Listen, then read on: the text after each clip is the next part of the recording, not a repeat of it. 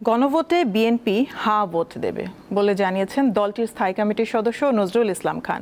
মঙ্গলবার প্রধান নির্বাচন কমিশনারের সাথে সাক্ষাতের পর সাংবাদিকদের তিনি এই কথা জানান। এ সময় পোস্টাল ব্যালটে প্রতীক বিন্যাসকে বৈষম্যমূলক ও উদ্দেশ্য প্রণোদিত বলে অভিযোগ করেন তিনি।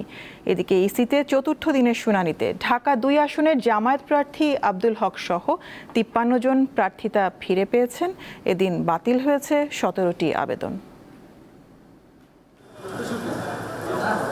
মঙ্গলবার বিকেলে আগারগাঁও নির্বাচন কমিশন ভবনে প্রধান নির্বাচন কমিশনারের সাথে সাক্ষাৎ করতে যান বিএনপির ৫ সদস্যের একটি প্রতিনিধি দল। সাক্ষাৎ শেষে দলটির নেতারা ইসিকে দ্বৈত নাগরিকত্বের কারণে কারো প্রার্থিতা বাতিল না করার আহ্বান জানান। এছাড়া গণভোটে হ্যাঁ ভোট দেওয়াই বিএনপির সিদ্ধান্ত বলে জানান নেতারা। সেই সংস্কারের বিপক্ষে তো আমরা নই, আমরা সেই সংস্কারের পক্ষে। অতএব আমরা হ্যাঁ ভোট দেব, এটা আমাদের সিদ্ধান্ত।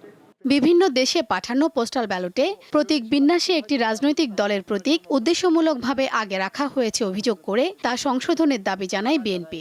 দেশের কয়েকটি রাজনৈতিক দল তাদের নাম এবং প্রতীকটা প্রথম লাইনে দেওয়া হয়েছে, অথচ বিএনপির নাম এবং প্রতীক ঠিক মাঝখানে দেওয়া হয়েছে, যেটা ভাঁজ করলে কাগজটা এটা ভালো করে নজরেই পড়বে না। এদিকে ত্রয়োদশ সংসদ নির্বাচনে রিটার্নিং কর্মকর্তাদের সিদ্ধান্তের বিপক্ষে শুনানির চতুর্থ দিনে ৭০টি আপিল নিষ্পত্তি হয়। ৪ দিনে ২৮২টি আপিল শুনানি শেষে মোট ২০৪ জন প্রার্থী আসন্ন নির্বাচনে অংশ নেওয়ার বৈধতা পেয়েছেন।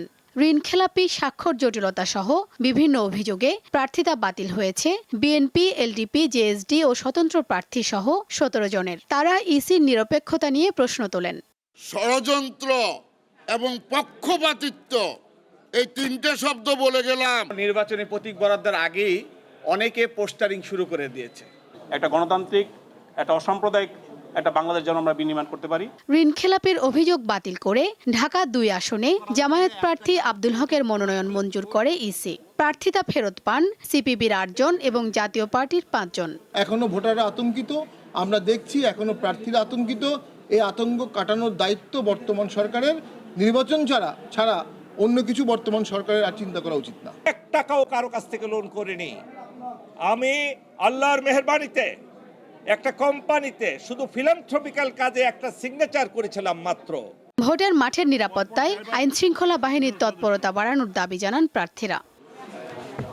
শিউলি শবনম, দীপ্ত সংবাদ, ঢাকা।